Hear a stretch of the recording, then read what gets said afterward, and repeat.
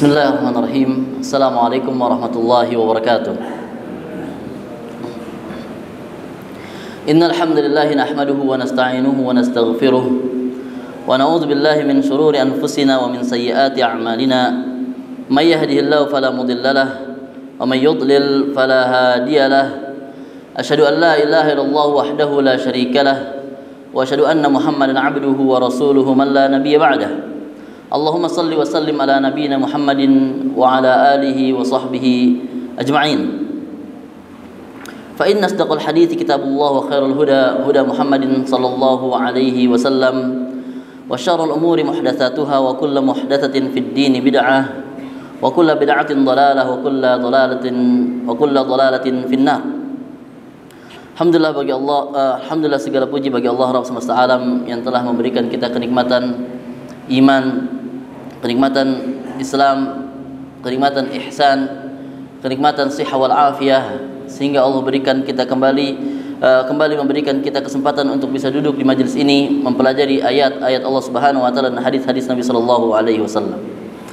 Kembali kita mengambil satu hadis dari kitab Riyadhus Shalihin yang dikumpulkan oleh Imam Nawawi rahimahullahu taala.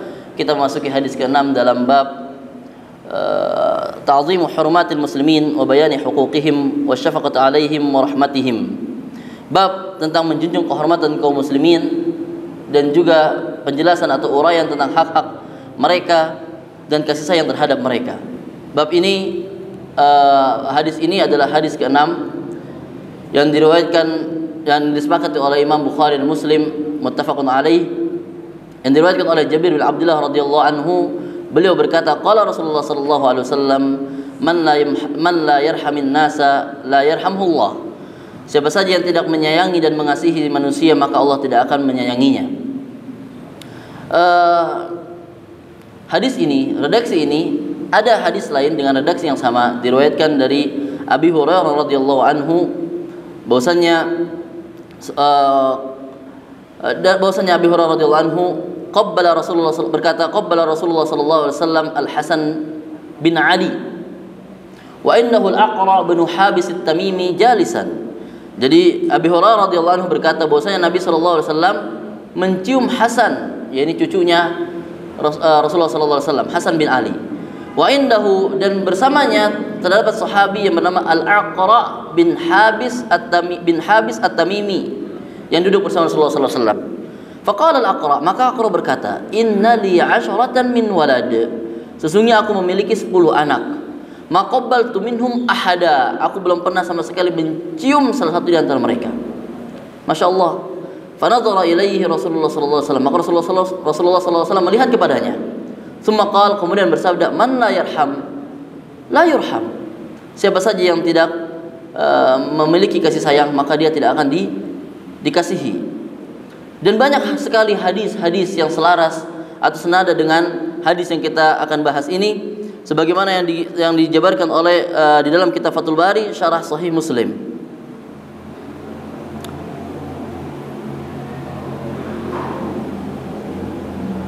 Di sini dijelaskan hadis Jarir seperti yang kita bahas ini, man lam yahrimin nasa la yarhamullah. Kemudian hadis dengan hadis yang diriwayatkan oleh Tabrani dengan lafadznya, man lam yarham man fil ardi la yarhamhu man fis sama. Siapa saja yang tidak mengasihi dan menyayangi seseorang yang berada di muka bumi ini, maka penghuni langit tidak akan menyayanginya. Walahu, dan juga hadis Ibnu Mas'ud radhiyallahu anhu, irham man fil ardi yarhamkum man fis sama. Kasihan, sayangilah siapa saja yang berada di muka bumi, maka penghuni langit akan menyayangi dan mengasihinya. Dan juga diriwayatkan oleh Abi Dawud dan Tirmidzi dan Hakim dengan lafaz irhamu man fil ardi yarhamkum man fis sama, dengan jamak, dengan bentuk jamak. Irhamu, maka sayangilah kalian. Wah, sayangilah engkau atau kalian siapa saja yang berada di muka bumi ini, maka penghuni langit akan menyayangi kalian. Dan juga diriwayatkan oleh hadis Ash'ath bin Qais dari Tabrani di dalam kitabnya Al-Awsat, man lam yarhamil muslimin lam yarhamhullah. Barang siapa yang tidak menyayangi orang-orang muslimin, maka Allah tidak akan menyayangi mereka. Dari sini maka kita ketahui bahwasannya banyak sekali hadis-hadis yang membahas tentang ini, membuktikan bahwasannya, menjadikan sebuah dalil bahwasannya kita diperintahkan dan dianjurkan untuk mengasihi dan menyayangi orang-orang sesama muslim atau semua yang berada di muka bumi, baik dia itu manusia, hewan ataupun tumbuh-tumbuhan. Terutama kaum mukminin, terutama orang-orang muslim, mereka lah orang yang paling berhak untuk kita sayangi. Mereka lah orang yang paling berhak untuk kita kasihi dan kita sayangi. Dari sinilah kita bisa mengetahui bahwasanya kita diperintahkan untuk menyayangi dan mengasihi apa saja yang ada di muka bumi ini, kecuali ada pengecualian. Yang dimana kita disuruh untuk berlaku keras kepada mereka. Siapa itu? Kita itu disuruh untuk mengasihi dan menyayangi semua yang ada di muka bumi ini, baik dia muslim maupun kafir. Tapi itu kafir zimmi. Tapi kita ditegaskan untuk keras kepada kafir siapa? Kafir harbi. Sebagaimana itu menjadi sifat Nabi sallallahu alaihi wasallam, asyidda'u 'alal kuffar ruhama'u bainakum. Nah, mereka lah para sahabat, orang-orang yang sangat keras kepada orang kafir. Kafir siapa ini? Kafir zimmi. Tapi mereka menyayangi dan mengasihi sesama mereka. Sebagaimana waqala ta'ala, dan Allah Subhanahu wa taala berfirman kepada nabinya, ya ayyuhan nabiyyu jahidil kuffar wal munafiqin waghlud alaihim. Di sini perintah kita untuk berlaku keras dan tegas kepada orang kafir dan orang munafik. Wa ma'wahum jahannam, dan tempat kembali mereka adalah neraka. Wa bi'sal masir. Banyak sekali dalil-dalil seperti wa dzakara, di sini sebutkan ya ayuhan nabiyyu jahidil kuffar wa munafiqin waghlud alaihim wa ma'wahum jahannam wa bi'sal masir. Beliau disebutkan dalam kitab, di dalam surat Taubah, di dalam surat At-Tahrim dengan redaksi yang sama. Kemudian wala yata'una mawti'an yaghizul kuffar wala yanalu min aduwin wa naila illa kutiba lahum min bihi amalun salih. Maka dari sini kita diberikan pengecualian. Dengan perintah yang umum ada pengecualian, yang mana kita harus bersikap tegas kepada mereka.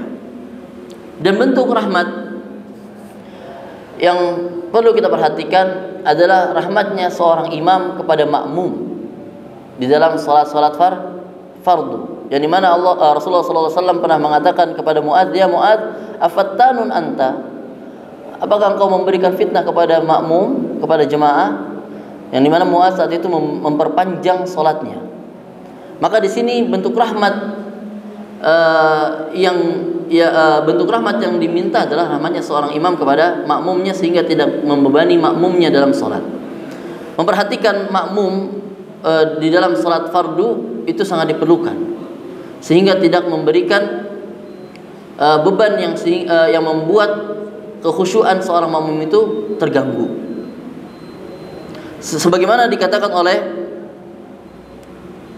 Ibnu Mas'ud, seingat ana, kita lihat diriwayatkan oleh Anas bin Malik radhiyallahu anhu, ma shallaitu wara'a imama qattin akhaffu salatin wala atamma salatin minan nabi sallallahu alaihi wasallam. Aku tidak pernah salat di belakang seorang imam sekalipun yang lebih ringan dari Nabi sallallahu alaihi wasallam dan lebih sempurna dari Nabi sallallahu alaihi wasallam. Kemudian perhatikan Anas bin Malik, apa yang dikatakan Anas bin Malik? Wa ma dzalika fa kana yaqra fi fajr al-jum'ah. Dan bersamaan itu pula Nabi sallallahu alaihi wasallam membaca pada waktu subuh di hari Jumat. Apa yang dibaca Rasulullah sallallahu alaihi wasallam? Alif lam mim, tanzilun, dan selanjutnya itu surat As-Sajdah kamilah pada rakaat pertama. Itu bagi Anas bin Malik pada zaman itu sudah paling ringannya dan paling sempurnanya surat Sajdah. Kemudian hal ataka alal insan pada rakaat kedua. Kemudian Rasulullah pernah membaca surat Ad-Dukhan di waktu maghrib, dan juga pernah membaca surat Al-Mursalat dan surat Tur dan surat Al-A'raf. Wa ma hadza fahiya khafifah. Bersama itu pula itu sangat ringan di kalangan sahabi. Qala Anas radhiyallahu anhu, ma shallaitu wara imamin qad akhaffu salatin wala atamma salatin minan nabi sallallahu alaihi wasallam. Iya, pada saat itu. Kalau pada saat ini mungkin berapa? 3 lembar mungkin masih kuat ya, insyaallah. 3 lembar salat fajar masih khafif insyaallah taala. Wallahu alam, berbeda-beda derajat keimanan kita. Sahabi saat itu surat Sajadah, surat Al-Insan dan lainnya mungkin mereka mampu. Cuman dengan lemahnya keimanan kita, wallahu alam, imam yang paling tahu ya, kekuatan makmumnya. Insyaallah imam dengan ijtihadnya insyaallah memberikan takhfif kepada makmumnya. Kemudian bentuk rahmat yang paling kita rasakan selama kita menjadi thalabatul ilm ini ya. Bentuk rahmat yang sering kita dapatkan baina makhluk dan makhluk yang lainnya adalah rahmatnya seorang guru kepada murid. Itu sering kita rasakan. Bagaimana seorang guru itu sangat memperhatikan keadaan talib muridnya, dan seorang guru tidak mungkin menginginkan keburukan kepada talibnya. Maka Syekh Shalih Utsaimin selalu memberikan mengingatkan kepada kita hadis Nabi sallallahu alaihi wasallam, dan itu adalah hadis pertama yang beliau dapatkan dari syekhnya dengan sanad yang sampai kepada Rasulullah sallallahu alaihi wasallam, ar-rahimuna yarhamuhumur rahman. Orang-orang yang memiliki kasih sayang, Allah akan menyayanginya. Irhamu man fil ardi yarhamkum man fis sama. Maka kasihanilah atau sayangilah orang-orang yang berada di muka bumi ini, maka penghuni langit akan menyayangi kalian. Maka dari sini kita perlu ketahui ayuhal ikhwah, bahwasanya kita menyayangi dan mengasihi sesama muslim itu narasinya adalah agar mendapatkan rahmat Allah Subhanahu wa taala. Enggak peduli apa timbal baliknya dari orang yang kita sayangi tersebut. Kita hanya ditugaskan untuk memberikan kasih sayang, dan kita tidak mengharapkan apa yang akan timbal balik output yang mereka keluarkan terhadap kita. Dan itu contohnya Rasulullah SAW. Contoh sederhananya Rasulullah SAW. Rasulullah masih terus mengunjungi orang yang sakit meskipun dia sudah melakukan zalim kepada Rasulullah SAW. Memang kita tugasnya hanya memberikan, menyayangi hambanya selama dia muslim dan selama dia dalam kafir dhimmi, tetap dia mendapatkan haknya untuk kita sayangi terhadap mereka. Makanya bukankah kita pernah dikabarkan oleh Rasulullah SAW dengan hadis yang berbunyi annahu lan yanjua ahadun minkum bi amalihi, sesungguhnya seorang itu tidak akan selamat sedikit pun dengan amalannya. Kemudian para sahabat mengatakan, wala anta ya Rasulullah, wala ana, sampai pun ana. Amalan itu tidak akan bisa mengantarkan kita ke dalam surga, sampai pun Rasulullah SAW. Kecuali apa? Illa an yataghammadani Allah birahmatin minhu wa fadlin. Kecuali apa? Melainkan Allah telah memberikan kepadaku rahmatnya dan keutamaan Allah Subhanahu wa taala. Maka perlu kita ketahui bahwasanya jalan pintu surga adalah rahmat Allah Subhanahu wa taala. Dan dari hadis inilah Allah kabarkan bahwasanya Allah akan memberikan kasih sayangnya, rahmatnya, jikalau kita menyayangi muslim yang lainnya. Kalau kita tahu kalau arah dan narasi kita adalah surga, ya kita tahu berarti di sini adalah kabar gembira yang dikabarkan oleh Rasulullah Shallallahu Alaihi Wasallam. Dari mana? Karena tadi amalan itu tidak akan menjadi jaminan masuknya kita ke dalam surga kecuali rahmat Allah Subhanahu Wa Taala.